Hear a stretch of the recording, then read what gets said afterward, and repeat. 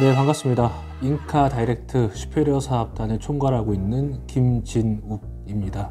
일단 결론부터 말씀드리면 지금 업계에서 영업조직 간에 말하고 있는 포괄적 영업 양도 양수라는 것은 정확히 말씀드리면 틀린 의미입니다. 포괄적 영업 양도 양수는 실질적으로 법인과 법인 간에 체결할 수 있는 계약이고, 예를 들어서 이제 뭐 부속약정을 통해서 양도 양수를 확약을 받았다라고 하면 그 경우에는 포괄적 영업 양도 양수가 아니고 엄밀히 말하면 자산 양도 양수에 속하거든요. 이 경우에 원수사 협조가 이루어지지 않습니다. 통상적으로 특수한 경우, 예를 들어 뭐 A라는 회사에서 B라는 회사로 옮겨가는데 A라는 회사가 이제 뭐 망하기 직전이나 청산 전차 밟는다든가, 그래서 원수사가 판단을 했을 때 이 A라는 회사의 계약이 있는 것보다 B라는 회사로 갔을 때 이 계약 유지에 있어서 더 도움이 되겠다라고 판단을 하면 원수사에서 협조해 줄 것이고, 만약에 오히려 큰 회사에서 작은 회사로 분리해서 나간다고 했을 때 원수사가 판단을 하면 이 계약 유지가 A라는 회사보다 B로 가게 되면 더 위험하다, 이렇게 판단하면 협조가 이루어지지 않습니다. 그 경우에는 양사 간의 그 포괄적 영업 양도 양수 합의가 있다 하더라도 원수사에서 협조가 이루어지지 않을 수 있고요. 더 나아가서 지금 그 영업조직에서 얘기하는 소위 아까 제가 말씀드린 자산 양도 양수에 해당하는 그 계약으로는 원수사 협조가 이루어지지 않는 것이 정설입니다. 근데 저희는 하긴 했는데 앞서 말한 예외 케이스이기 때문에 된 거고, 정상적인 상황이었다고 하면 쉽지는 않았을 거예요. 통상적으로 지사형 조직 같은 경우에는 소규모인 경우에도 양도양수 협조를 받는 경우가 있습니다.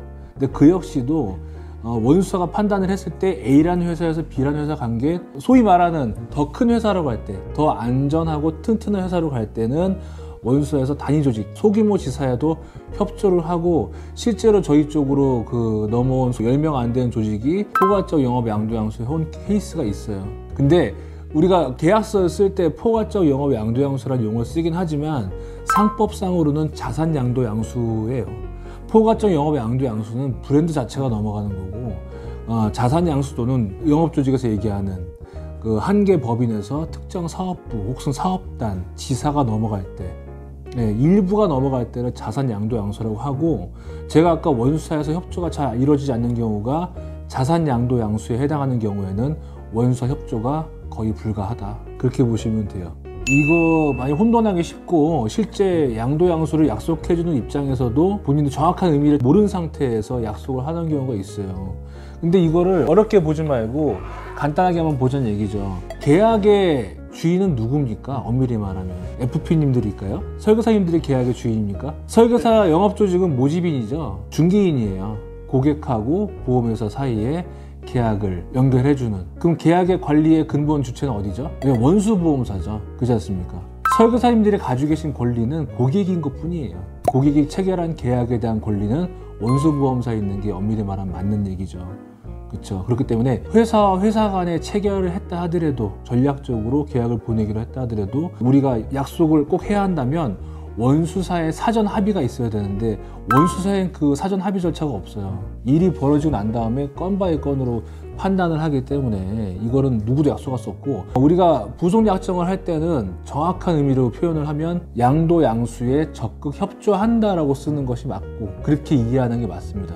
내 계약이 무조건 나 양도 양수 약정했으니까 나 이 회사 갈 건데 계약 넘겨줘, 썼잖아, 이렇게 말하면 서로 답 없는 얘기를 하는 거예요.